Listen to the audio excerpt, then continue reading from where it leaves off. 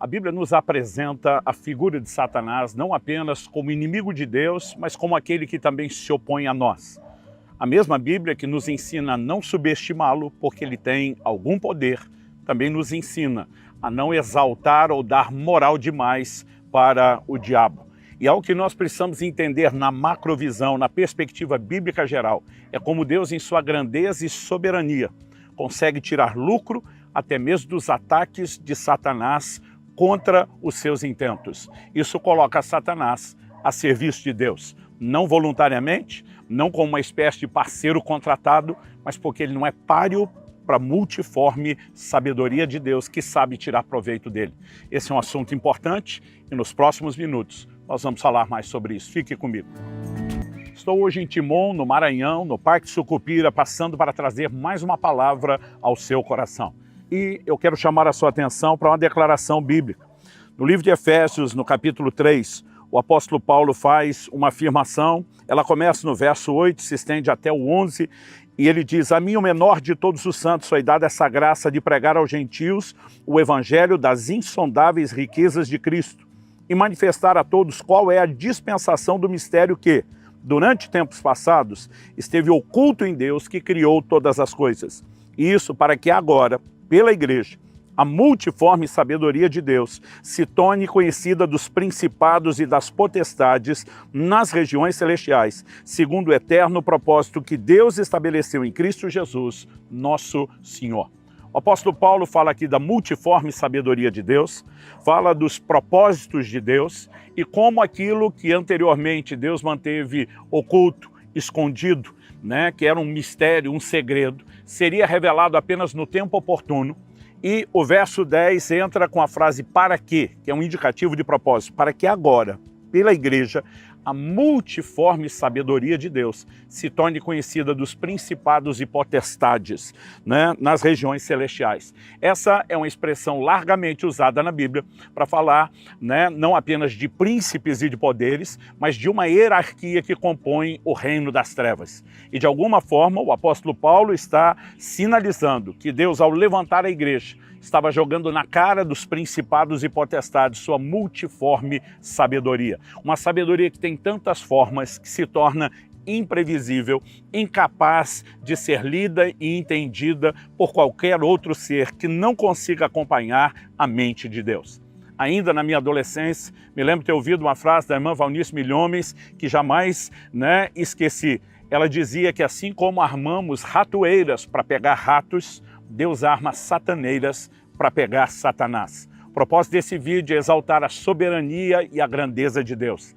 Ainda que não desprezemos a ação maligna, precisamos nos lembrar. A palavra de Deus diz: aquele que está em nós é maior do que aquele que está no mundo. E ele não é apenas maior, ele é muito maior, ele é infinitamente maior. E nós precisamos entender isso. Embora a Bíblia nos adverta a não dar lugar ao diabo, isso significa o quê? Dar espaço, legalidade. Como? Por meio da quebra de princípios como o pecado.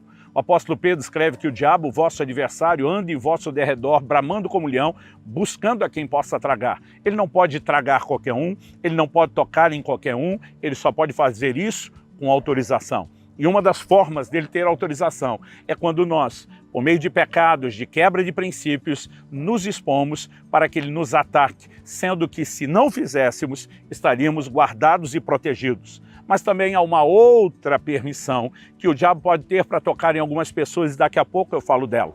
Então a mesma Bíblia que nos ensina a não desprezá-lo, a sermos cuidadosos, vigilantes, também nos dá uma visão maior. Se andamos na luz, se não estamos dando lugar ao diabo e ainda assim ele tiver uma permissão, não nossa, porém a que eu quero explorar agora, divina, para fazer algo, nós precisamos entender que o diabo não está fora do controle de Deus. Martinho Lutero, o grande reformador, dizia que o diabo é o diabo de Deus. Eu gosto de repetir uma frase que eu ouvi ainda garoto: ele é como um cachorro na coleira, ele só vai até o tamanho aonde o tamanho da corrente permite. O diabo tem limites, ele não pode fazer o que quer. Algumas desses limites estabelecidos podem até ser removidos, como disse, ou por autorização das próprias pessoas, ou por autorização divina. E Deus, como tem essa mente grandiosa, Ele consegue permitir, né, certas circunstâncias, até mesmo ações malignas, e Ele sabe tirar lucro delas. Ou seja, se eu e você não demos lugar ao diabo, e percebemos que houve algum espaço para certa ação maligna, não deveríamos esperar outra coisa, a não ser confiantes em Deus, esperar o lucro, né, que o próprio Deus poderá e certamente vai tirar daquelas circunstâncias. Então, voltando no texto de Efésios, o que Paulo está dizendo para que pela igreja a multiforme sabedoria de Deus fosse manifesta? Ao longo do Antigo Testamento, nós vemos as promessas de Deus a respeito de um reino. Todo reino precisa de pelo menos dois elementos básicos: o rei do reino e os súditos do reino, que serão governados por esse rei. Antes de Deus revelar quem seria o rei do reino, o Messias, ele já tinha deixado claro, por meio das promessas feitas a Abraão, que a linhagem de Abraão comporia o povo do reino. É por isso que você vai ver muita ação e resistência maligna à nação de Israel, como no livro de Esther, por exemplo, a tentativa de num só dia exterminá-los. Mas enquanto Satanás estava entretido lutando contra esse povo, e depois, quando o rei do reino se manifesta, que é Jesus, ele faz de tudo para matá-lo, para tirar o Cristo de circulação. O diabo, sem entender a multiforme sabedoria de Deus, acabou caindo na sataneira de Deus. Por quê? Quando ele empurra o Messias para a cruz, ele não compreendeu que antes de vir estabelecer um reino físico, o Messias tinha vindo primeiro estabelecer um reino espiritual, oferecer redenção por meio do seu sangue, porque sem derramamento de sangue não há remissão de pecados. E ao entrar, o próprio Satanás, ao entrar em Judas, tentar garantir a morte de Jesus em todas as suas manobras, ele cooperou para que o plano de salvação de fato se concretizasse. Depois, quando ele percebe que está se opondo ao povo errado, porque João, capítulo 1, versos 11 e 12, diz que Jesus veio para o que era seu, o seu povo, mas os seus não o receberam. A Bíblia diz, mas a todos quantos o receberam, deu-lhes o direito de serem feitos seus filhos. Então, a igreja será levantada para funcionar como o povo do reino, e Jesus deixa claro isso em Mateus 21, né, que o primeiro povo, a nação de Israel, falhou, e a igreja seria levantada para entregar os frutos. Agora, quando o diabo percebe que investiu no povo do reino errado, e que, ao tentar se opor ao Messias, favoreceu o plano de salvação, ele ainda tenta um ataque contra a igreja. Atos 8, verso 1, diz que uma grande perseguição se levanta contra a igreja. Mas a Bíblia diz que todos, exceto os apóstolos, aqueles milhares de crentes, fugindo da perseguição, a Bíblia diz por onde passavam, pregavam o evangelho. A ordem que Jesus tinha dado em Atos 1:8 era: vocês vão ser minhas testemunhas em Jerusalém, Judéia, Samaria, até os confins da terra. Cheios do Espírito Santo, testemunharam em Jerusalém. O povo da Judéia mais veio a Jerusalém do que o povo de Jerusalém ao resto da Judéia. Mas Samaria e os confins da terra estavam de fora. Agora, no entanto, fugindo da perseguição, o evangelho é levado além daqueles limites. E nós podemos ironicamente dizer que, ao tentar se opor à igreja, Satanás se torna o primeiro agente missionário da história da igreja. Ele vive caindo nas sataneiras de Deus. Nós precisamos entender que ele não está fora do controle. Apocalipse 20 diz que na hora certa, tirá-lo de circulação, um anjo vai descer do céu e colocá-lo numa prisão por 1000 anos. Um anjo. Não será necessário Miguel com todos os seus exércitos. Um anjo vai tirá-lo de circulação. Mas a Bíblia diz que no final dos 1000 anos, importa que seja solto por um pouco de tempo, porque vai fazer um último servicinho para Deus. É com essa perspectiva que nós podemos entender no livro de Jó, numa conversa de Jesus em Lucas 22, 31 e 32 com Pedro, em Apocalipse 2:10, o que nós chamamos de permissões divinas para ações satânicas.